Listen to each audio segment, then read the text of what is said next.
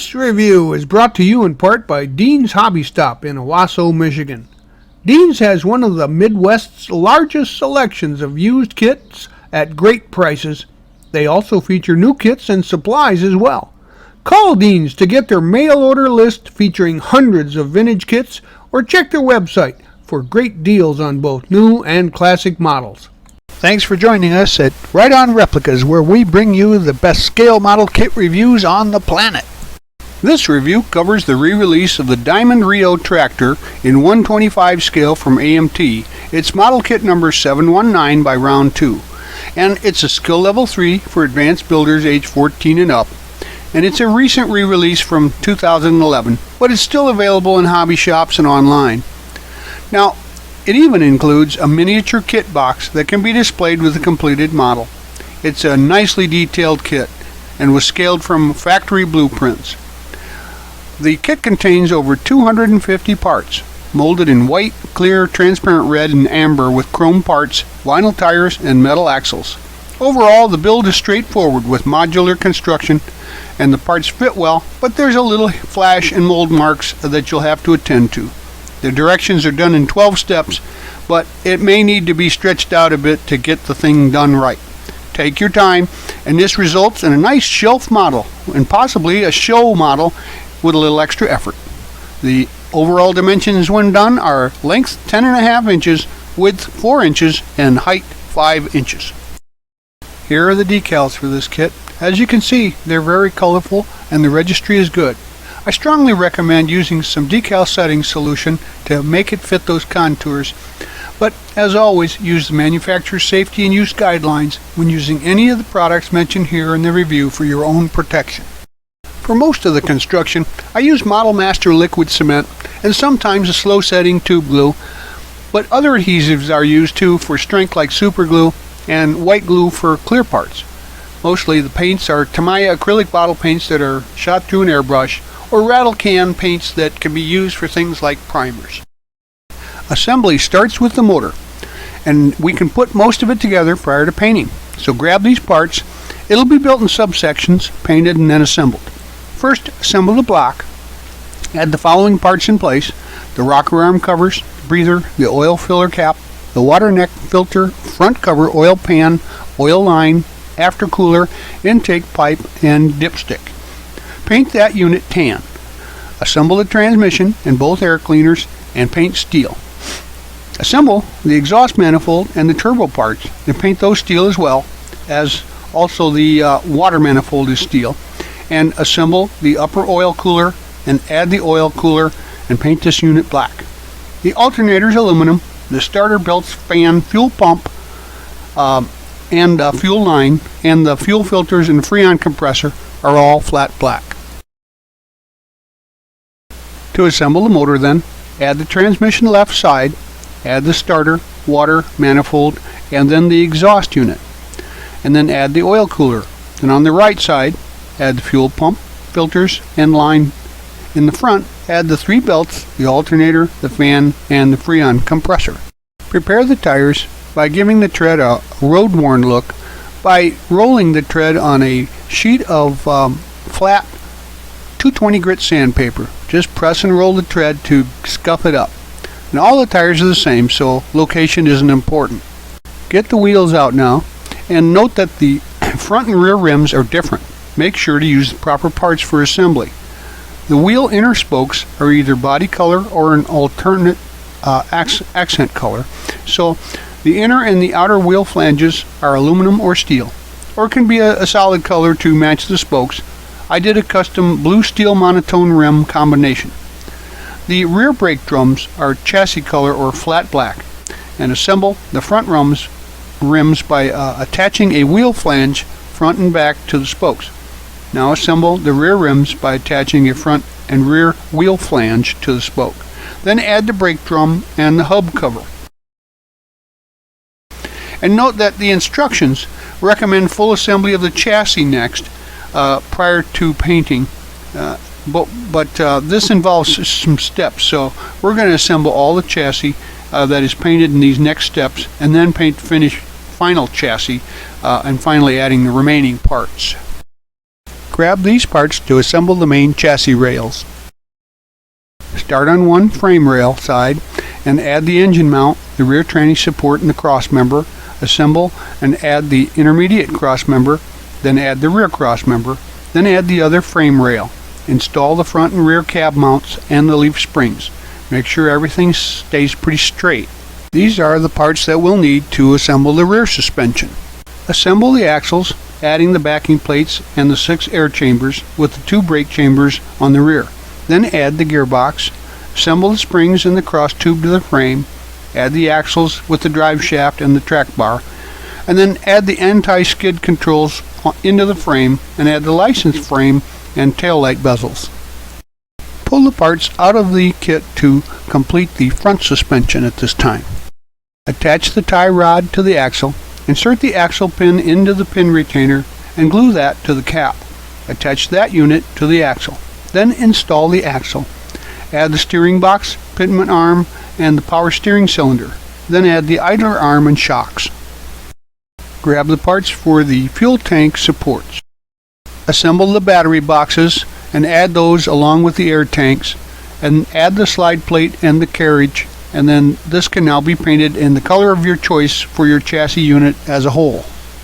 Get these parts out for the back end, and we'll add the rear tires with their metal axle and add the front tires then by sliding them on the pins, and glue the tail lights and the license plate tag light into place. Then add the motor and the drive shaft into place on the frame. Now pull these parts out to finish up the chassis and paint those your chassis color. Then the following parts are flat black: the fifth wheel, the flaps, hoses, and the assembled radiator. The fuel tanks and the fenders and the hose tenna are body color. And assemble the radiator and install it onto the frame. Add the lower and upper hoses to the motor, and then add the mud flaps and the fifth wheel to the rear of the frame. The straps on the fuel tank are foiled, and that's where you use some what's called metal foil. It's almost like tape. You cut off a piece and stick it onto the area you want to highlight, and then you trim off the extra with a sharp hobby knife. Or you could paint them silver with a Sharpie or a fine brush. And then the tanks are installed.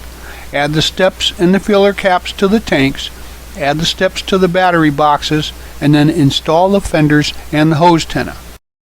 The chassis is completed at this time with all the wheels in place, and from this top view and from the underside view you can see that it's going to be a nice base for your model. This view will give you a little bit better look at the rear and then of course the front suspensions installed up to this point. Get the pieces out to begin work on the dashboard with the steering wheel. The instrument panel is a separate unit that makes detailing easily. Unfortunately, there's no decals in the kit for the build. I made my own using an inkjet printer and an image off of the internet for some wood paneling, and then painted the whole dash tan, and I added the decals for the instruments that I found pictures of on the internet too. And you can get them just about anywhere. Then assemble then paint the dash wheel and the column tan also. The indicator stalks are black, and then attach the steering wheel to the column, and the column will be attached to the dash. Now get the parts out for the interior. We'll assemble that next, and paint the tub flat black on the outside, and the door panel and the back side is tan with a flat black floor. The details are done in silver paint, and add the heater to the inside of the firewall and paint that flat black with the outside being body color. Now assemble the passenger and the driver seats and paint them flat black. The pedals are black and the shift knob is black with a flat black boot. Install the pedals and the shifter, add the seats in the firewall, and then add the dash. We can begin body assembly at this point, so get these parts and add the lower body panels to the cab, assemble them, and then add the AC unit to the roof. Look for flash and address that with a knife and sand sticks if needed, and add the fenders to the hood. If you use the sleeper section, get these parts out, assemble the sides with the back and the front onto the bottom, add the cab mounts, then add the crawl through and leave the roof off for later assembly. To preserve the features, I used a wet scrubby pad that you can buy in the grocery store to break the surface gloss on these parts, because sanding them loses a lot of the molded in detail. So I just scrubbed the parts and rinsed them clean, and when completely dry, I used a good primer and completely primed the inside and the outside of all the body parts. Once your primer has cured, wet scrub the parts again and rinse clean, let it air dry, and then paint the interior of the cab tan and the interior of the sleeper tan. Then the exteriors are all body color on all the parts. Once the exterior paint has cured, you can then add your decals to the body, and I like to start with the large thin ones, especially large long stripes like this. Use plenty of water, let the decals start to float off, and then apply them, and I would recommend using some setting solution to help them fit contours and stick better. After that's done and the decals have dried overnight, give the body a clear coat to seal them into place. I get out the window unit, and as a tip, I like to dip mine into some Pledge floor care finish and then let the excess wick off and dry, and it gives it a clean, crisp look. Now turn the cab over to install the glass using some white glue or some model part cement that's made for clear glass. And paint the upper console there tan and install it, and then next install the interior tub into the cab. Gather the parts for the horns and the related chrome parts and pieces for the cab. Use that white glue to add the running lights and lenses, and then add the door handles to the doors, assemble the mirrors and add the mirrors, add the screen to the AC unit, assemble the air filter, paint that black and install it, and then paint the lubrifiner bracket silver and assemble the lubrifiner, adding it to the bracket and to the cab. Then paint the air tube flat black and the exhaust tube aluminum. Assemble the stack and standoff brackets and paint that with some chrome paint. Then install the exhaust tube into place, add the cab into place, and install the stack and add the air tube. Then paint the steering linkage flat black and install it. With those pieces added, the motor is complete, and you can see how it looks in the engine bay. These parts will be used to finish up the front assembly. Black wash the grille with a 50-50 wash of flat black and thinner, and paint the emblem red on all three of the emblems. The blinkers are stoplight red on the back and turn signal yellow on the front. The fender flaps and the hood hinges are flat black. On the grille, add the hood hinges and install the grille into the hood. Add the fender flares. Then add the blinkers and the emblems, and add the fender flaps. And using some white glue, install the headlights and add those to the hood. Then install the hood to the frame and install the bumper and add the plate. Again, using some white glue, get the glass out for the inside of the sleeper and install those, and then glue the roof into place and install the sleeper onto the frame. That does it for construction. All you should have left are some decals and some of the red and yellow lenses. And once you assemble and glue the boxes into place, the batteries are inside and they'll never be seen, so I didn't include them. The boxes themselves are used, just not the batteries inside. Well, there you have it. This great looking kit is a blast from the past. It's been around since the 70s, and Round 2's done a good job of keeping the molds clean. It comes with some small flash and mold lines, but nothing you can't fix. The chassis was straight, had no issues building up the part or fitting the parts, and the location points were pretty easy to find. The motor built up easily and it's pretty nicely detailed, but fitting it into the chassis is a little tricky, so you'll have to take your time there. The interior is simplistic and almost really nothing in the way of details, but then again the real ones didn't either, so the sleeper has no interior details, and the cab isn't a perfect fit, as the older molds never were, but you can take your time and it looks pretty good. This is quite the norm for the old kits, and overall the assembly is easy for a builder that's experienced, but I wouldn't give this to a younger modeler. And the chrome work, however, just like in the old days, have sprue marks and sprue tabs that are thick, and they'll have to be touched up. I think that it's a great idea that Round 2 has re-released these kits for us big rig fans, and I think that you're going to love this one, so get one while you can and put one on your shelf.